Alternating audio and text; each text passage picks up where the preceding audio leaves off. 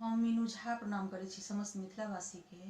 आइ हम एकटा बजरंगबली के गीत गाबऽ जा रहल छी। एहि गीत के रचनाकार MM झा जी छथिन, संग दऽ रहल श्रीमती ललिता झा। नीक लागत लाइक शेयर जरूर करब। धन्यवाद। जय मिथिला, जय मैथिली।